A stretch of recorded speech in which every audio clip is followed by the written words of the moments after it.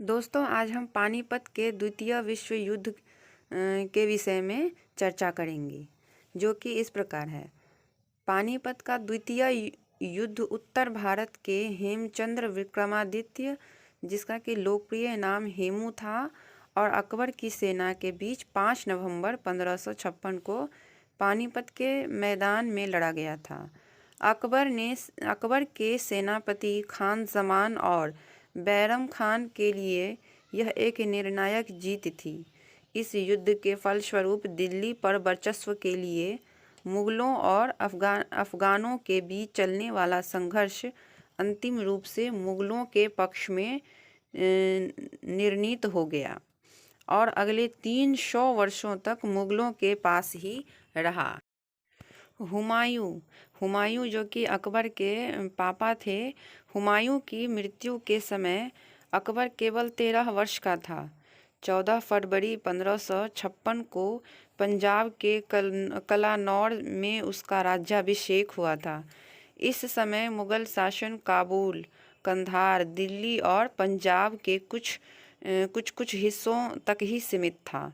अकबर अपने संरक्षक बैरम खान के साथ काबुल में कार्यरत था।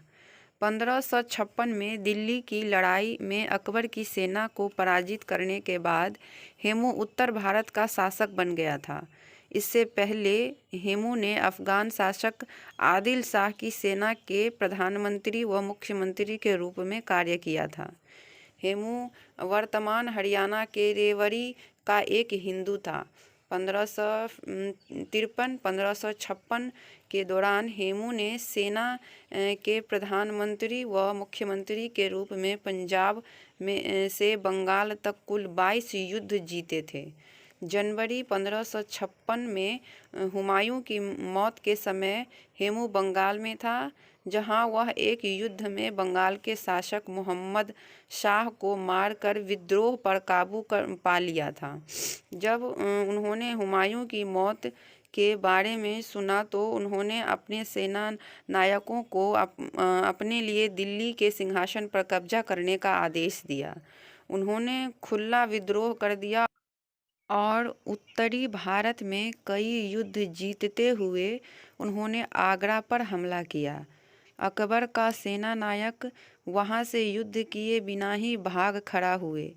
हेमू का इटावा, कालपी और आगरा प्रांतों पर नियंत्रण हो गया। ग्वालियर में हेमू ने अपने और सैनिकों की भर्ती कर ली और अपने सेना बल को और मजबूत कर लिया। दिल्ली और आगरा के पतन से कलानौर में मुगल परेशान हो उठे।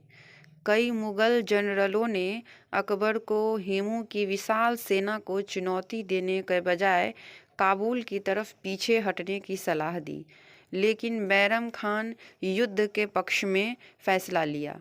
अकबर की सेना ने दिल्ली की ओर कूच किया। 5 नवंबर को पानीपत के ऐतिहासिक युद्ध के मैदान में दोनों सेनाओं का आमना सामना हुआ, जहां 30 साल पहले अकबर के दादा बाबर ने पानीपत की पहली लड़ाई में इब्राहिम लोदी को हराया था।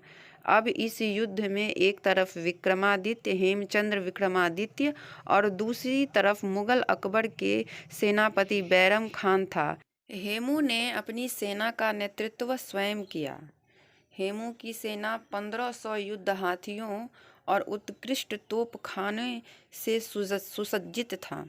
हेमू, जिसकी पिछली सफलता ने उसके गर्व और घमंड में वृद्धि कर दी थी, 30,000 की सुप्रशिक्षित राजपूत और अफगान अश्वरोही सेना के साथ उत्कृष्ट क्रम में आगे बढ़ा।